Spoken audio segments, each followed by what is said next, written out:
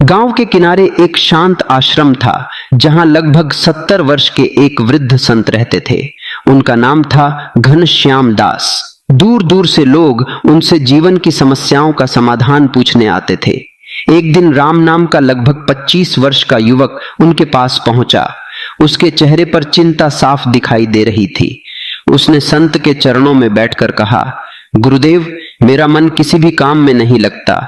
मैं जल्दी थक जाता हूँ, पढ़ाई में ध्यान नहीं लगता, हर समय बेचैनी रहती है और मैं कई बार खुद से वादा करके भी अनुशासन नहीं रख पाता।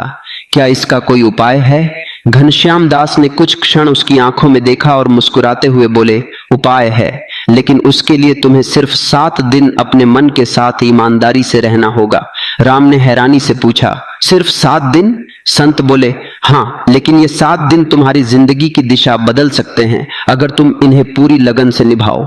उन्होंने राम को समझाया कि इन 7 दिनों में केवल ब्रह्मचर्य का पालन ही नहीं करना है, बल्कि समय पर सोना, सुबह जल्दी उठना, ध्यान करना, हल्का व्यायाम करना, पौष्टिक भोजन करना और बेवजह मोबाइल तथा भटकाने वाली चीजों से दूरी भी रखनी है।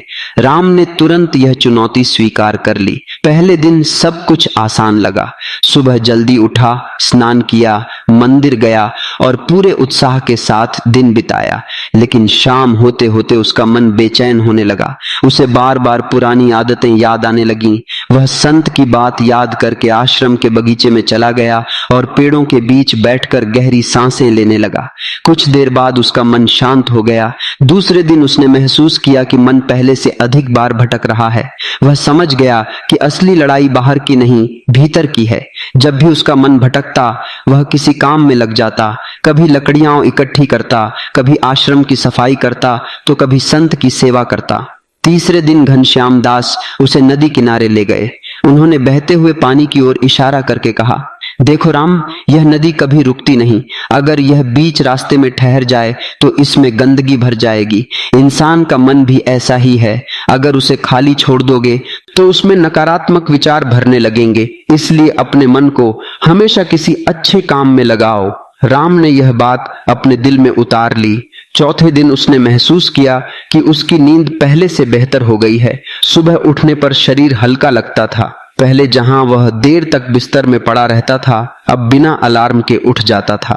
5वें दिन गांव के कुछ मित्र उसे मेले में चलने के लिए बुलाने आए। वहां बहुत भीड़, शोर और कई तरह के आकर्षण थे। एक पल के लिए राम का मन डगमगाया, लेकिन उसे अपने गुरु की बात याद आ गई, जो हर इच्छा के पीछे भागता है वह कभी अपने लक्ष्य तक नहीं पहुंचता। उसने विनम्रता से अपने दोस्तों से कहा कि वह बाद में मिलेगा और वापस आश्रम लौट आया। उस रात उसे पहली बार अपने ऊपर गर्व महसूस हुआ। छठे दिन आश्रम में एक वृद्ध किसान आया। उसने राम को खेत में काम करने के लिए बुलाया। पूरे दिन धूप में मेहनत करने के बाद भी राम ने महसूस किया कि वह पहले की तरह जल्दी नहीं थका। उसका शरीर सक्रिय था और मन भी शांत था। उसे समझ आने लगा कि नियमित दिनचर्या, अच्छा भोजन, व्यायाम और आत्म संयम मिलकर इंसान को अधिक ऊर्जावान महसूस करा सकते हैं। 7वां दिन आ गया। राम सुबह सूर्योदय से पहले उठा और गुरु के पास पहुंचा। घनश्याम दास ने उससे पूछा, बताओ राम, क्या तुम्हारे अंदर कोई चमत्कार हुआ? राम कुछ देर मुस्कुराया और बोला, गुरुदेव, मुझे कोई अलौकिक शक्ति नहीं मिली, लेकिन मुझे अपने मन को समझने की शुरुआत मिल गई है। पहले मैं अपनी इच्छाओं का गुलाम था, अब मैं उन्हें पहचानने लगा हूँ। पहले मैं हर समय बेचैन रहता था, अब मैं अधिक शांत महसूस करता हूँ। पहले मेरा समय बिना सोचे समझे निकल जाता था, अब हर दिन की कीमत समझ में आने लगी है। घनश्याम दास ने संतोष से सिर हिलाया और बोले, यही सबसे बड़ा परिवर्तन है। लोग 7 दिन में चमत्कार ढूंढते हैं, जबकि असली चमत्कार अच्छी आदतों का जन्म है।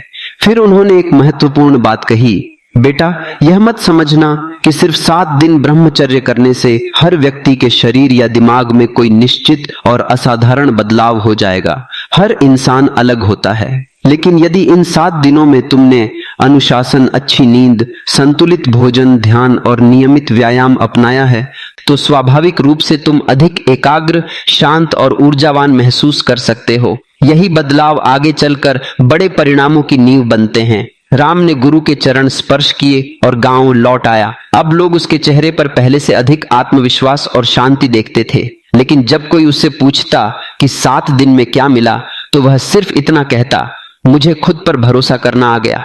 राम की 7 दिनों की यात्रा समाप्त हो चुकी थी, लेकिन उसके जीवन की असली परीक्षा अब शुरू हुई थी। गांव लौटने के बाद लोगों ने उसके व्यवहार में बदलाव देखना शुरू कर दिया।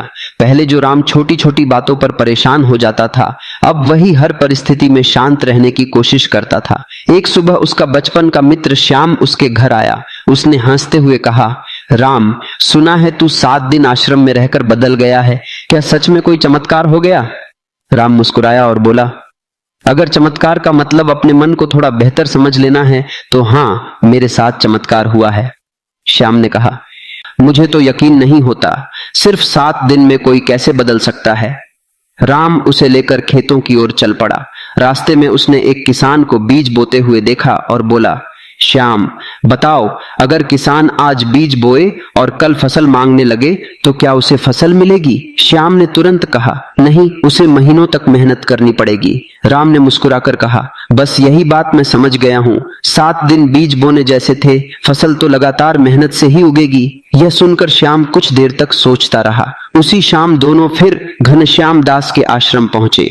गुरु ने दोनों को देखकर कहा, लगता है आज एक नया प्रश्न लेकर आए हो। श्याम ने विनम्रता से पूछा, गुरुदेव, अगर कोई 7 दिन सफल हो जाए और फिर एक दिन गलती कर बैठे तो क्या उसकी सारी मेहनत खत्म हो जाती है?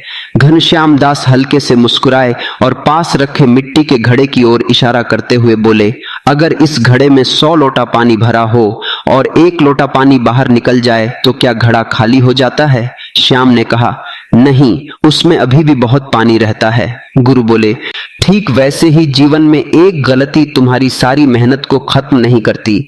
असली हार तब होती है जब इंसान गलती के बाद कोशिश करना छोड़ देता है। राम ने महसूस किया कि यही बात पहले वह कभी समझ ही नहीं पाया था। पहले वह छोटी सी असफलता के बाद खुद को पूरी तरह हार चुका मान लेता था, लेकिन अब उसे समझ आ गया था कि हर नया दिन फिर से शुरुआत करने का अवसर देता है। अगले कुछ हफ्तों में राम ने अपने गांव के बच्चों को सुबह व्यायाम करना सिखाना शुरू किया। वह युवाओं के साथ दौड़ लगाता, बुजुर्गों की खेतों में मदद करता और खाली समय में अच्छी किताबें पढ़ता। उसने अपने जीवन को इतना व्यस्त और उद्देश्यपूर्ण बना लिया कि उसके पास बेकार की आदतों के लिए समय ही नहीं बचता था। धीरे धीरे गांव के लोग उससे सलाह लेने आने लगे, लेकिन जब भी कोई उससे पूछता कि सफलता का सबसे बड़ा रहस्य क्या है, वह हमेशा एक ही बात कहता, मन को खाली मत छोड़ो। जिस मन के पास कोई उद्देश्य नहीं होता, वह छोटी छोटी इच्छाओं का कैदी बन जाता है। एक दिन गांव में एक बुजुर्ग वैद्य आए। उन्होंने राम को देखकर कहा, बेटा, तुम्हारे चेहरे पर पहले से अधिक शांति दिखाई देती है, इसका कारण क्या है? राम ने उत्तर दिया, मैंने यह समझ लिया है कि शरीर की ताकत केवल भोजन से नहीं और मन की ताकत केवल इच्छा से नहीं बढ़ती, दोनों को सही आदतों की जरूरत होती है। वैद्य ने सिर हिलाते हुए कहा, यही जीवन का सबसे बड़ा ज्ञान है। फिर उन्होंने गांव के सभी युवाओं से कहा, याद रखो, केवल ब्रह्मचर्य अपने आप में हर समस्या का समाधान नहीं है। यदि इसके साथ अच्छी नींद, संतुलित भोजन, नियमित व्यायाम, मेहनत और सकारात्मक सोच नहीं होगी तो जीवन में स्थायी परिवर्तन लाना कठिन होगा। यह बात सुनकर सभी युवक गहरी सोच में पड़ गए। उस रात राम आसमान की ओर देख रहा था। उसे याद आया कि कुछ महीने पहले वही व्यक्ति हर छोटी बात से परेशान हो जाता था, लेकिन आज उसके अंदर धैर्य था। उसे महसूस हुआ कि सबसे बड़ा परिवर्तन किसी एक दिन में नहीं आया, बल्कि रोज के गए छोटे छोटे सही निर्णयों से आया है। उसने अपनी डायरी में लिखा, 7 दिन ने मुझे रास्ता दिखाया, लेकिन मंजिल तक पहुंचने के लिए हर दिन उसी रास्ते पर चलना पड़ेगा। अगले दिन जब सूरज निकला तो राम पहले से भी अधिक उत्साह के साथ अपने काम में लग गया। अब उसका लक्ष्य केवल खुद को बदलना नहीं था, बल्कि गांव के हर उस युवक को यह समझाना था कि असली शक्ति किसी चमत्कार में नहीं, बल्कि अनुशासन, धैर्य और निरंतर अभ्यास में छिपी होती है।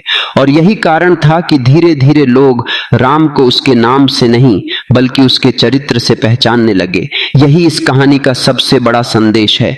जो व्यक्ति अपने मन को दिशा देना सीख जाता है, वह जीवन की कठिन राहों पर भी बिना डरे आगे बढ़ता रहता है, क्योंकि उसे पता होता है कि हर महान परिवर्तन की शुरुआत एक छोटे लेकिन सच्चे कदम से होती है। और शायद यही इस पूरी कहानी की सबसे बड़ी सीख थी।